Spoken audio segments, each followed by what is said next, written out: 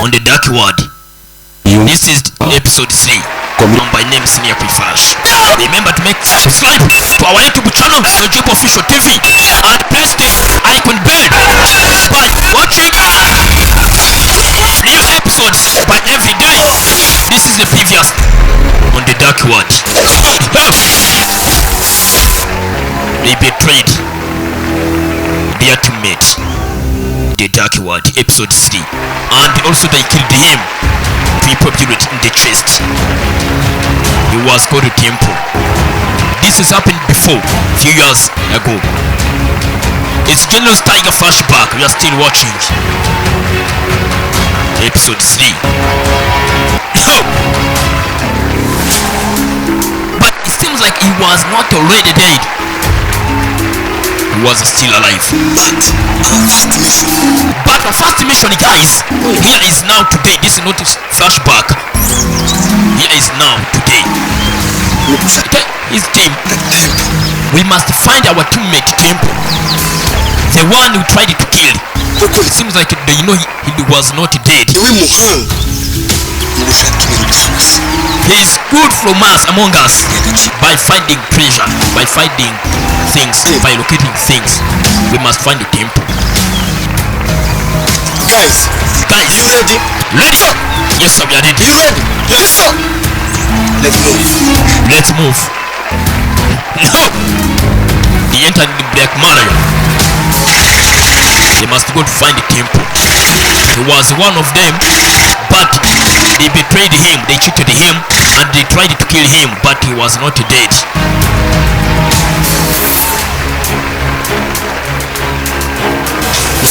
But here is Temple now today. Temple is alive, he is not dead. No, he is here in Kigali City.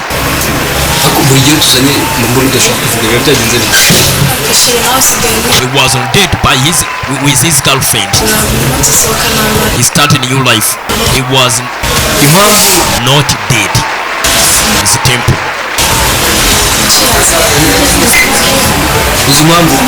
You know, listen. It's always surprise. I love you, bro. You can't hate me. You know you love everything from me. Last days they disturbed us. I didn't like them. That's why we're here now. They are on date. Temple and his girlfriend. My culture make you smile. Don't lie to me, baby. You want me to make you remember how we start dating each other? Yeah, it's okay. Make me remember. But I think it's not necessary to remember. I think it should. I will think now we are together. We are lovers, husband and wife. They are on date. General Tiger returned to the field with his teammates, with his mercenaries. Yes. They are here in Kigali City to find the temple. They betrayed him, and also they tried to kill him, but now he's alive. They are here. Guys, must find the piece of map. This piece of map. Yes. And then they lost the sword. Valuable sword. Temple is a good one among us by finding or by locating the treasure and the lost things. Yes. Now we want him to our side. Even if before we tried to kill him and also we betrayed him. Boss, but I remember we killed him.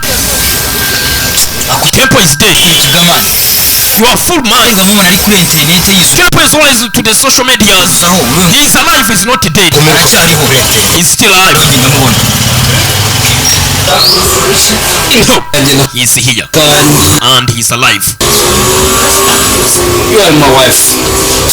He is on date with his life, with his wife.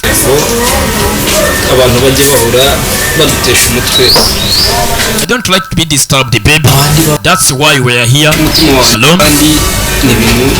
and you are in my heart forever, nyagasani yadushoboje and you are my life, you are my sweetheart. byararangiye none se ujya kuboneka So now, are you here, ariko ushobora or you are gonna leave me again? kuri telefone narakubwiye ngo ngiye Remember, kumunsi amezi I told you to mobile phone.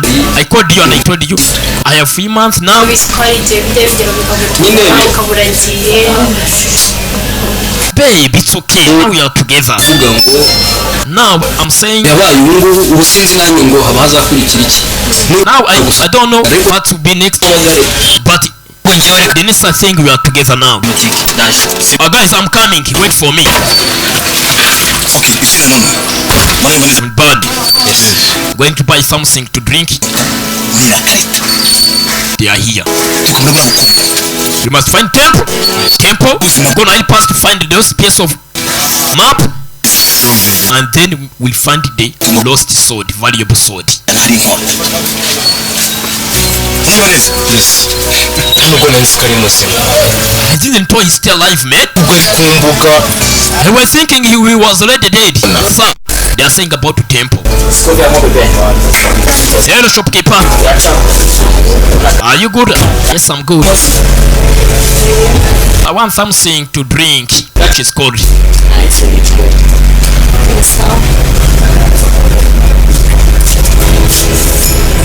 We'll burn into the supermarket to buy something to drink. Also, it is the supermarket where Temple and his wife are now. It's the same supermarket. Keep watching. It's episode 3.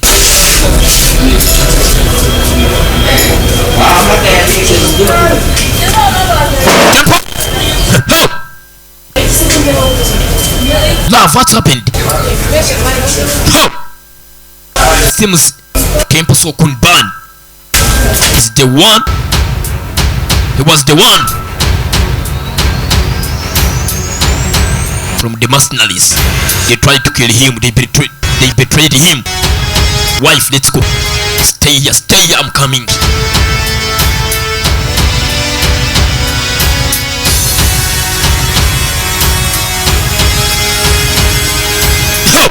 They abducted Temple's wife.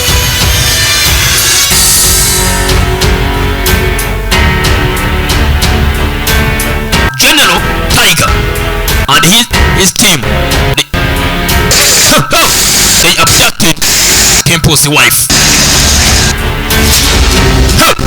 Chopper! Start running after them. They took his wife. They abducted his wife. We must save him. You know them. They worked together before. He was one of them. They betrayed him. They tried to kill him, but he survived.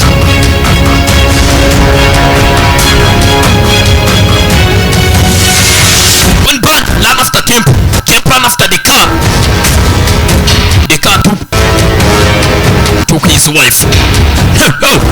It's a General's Tiger car. The man after his wife.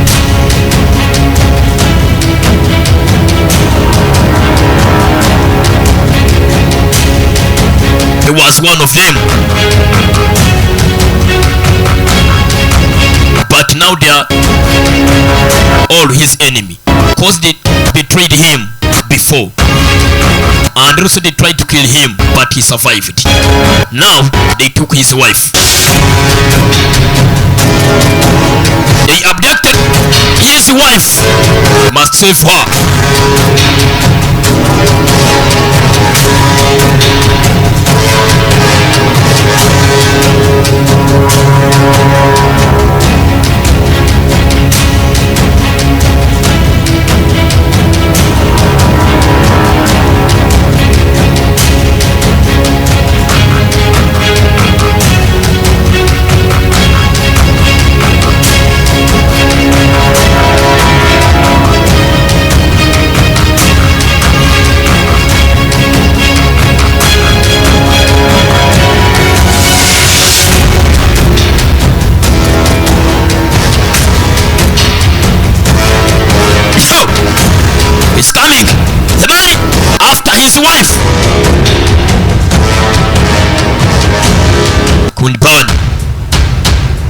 front of temple.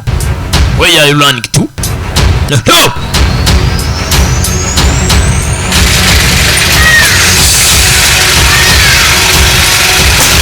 General Tiger.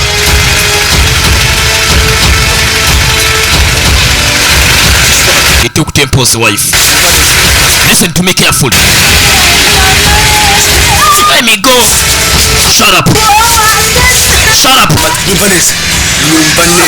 Listen to me carefully.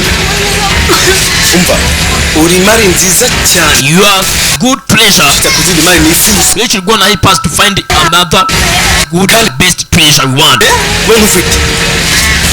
Now I got it. It's gonna be easy to find your husband. What I got you. It's gonna be easy to me to find your husband. And also your husband gonna help us to find the lost piece of map. And the lost piece of map gonna help us to find the lost valuable sword.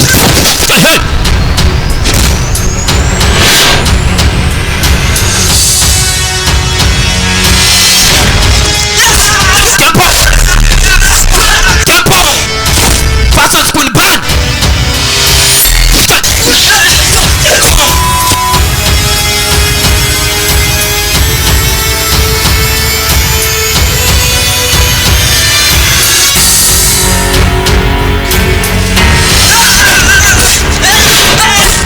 He wants his wife. He wants his wife. You gotta take his wife.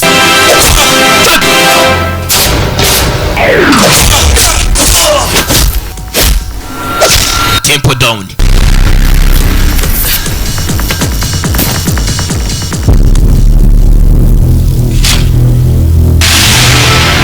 General Tiger. The one of Rwandan actor superstar.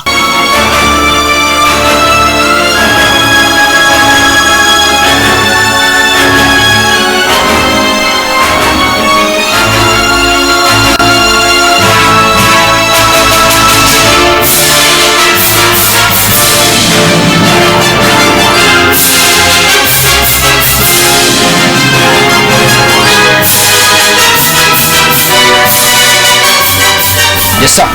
Yes, sir. I got him. I got Temple. Really? Where?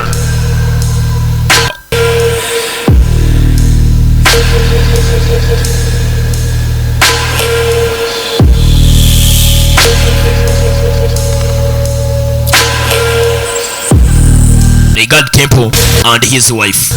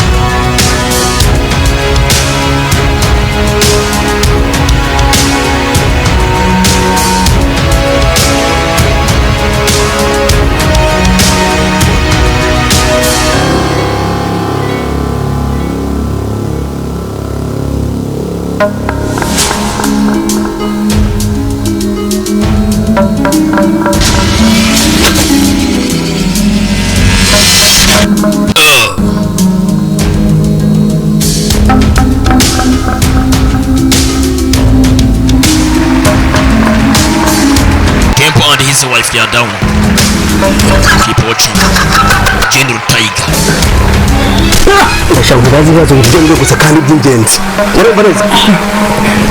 I have 2 points. We choose. You bring my limit or I'll kill your girlfriend, your wife. Make me limit or I kill your wife. Choose what you gonna do. Come with us, but limit us, or we kill your wife.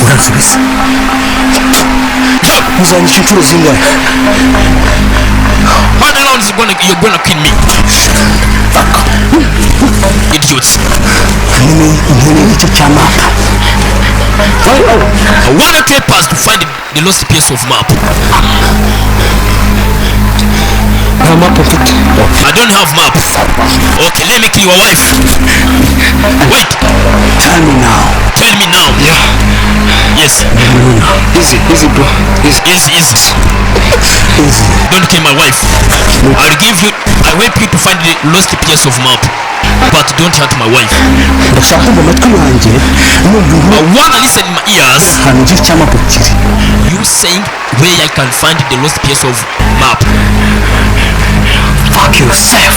Fuck yourself. You say you fuck me? You said fuck myself.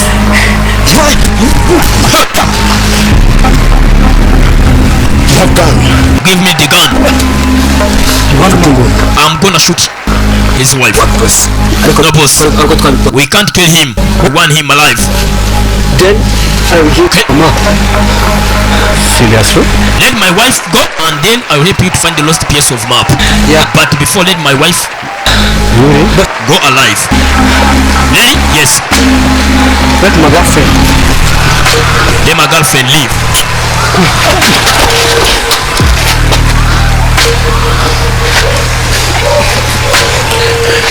Ndakubwira.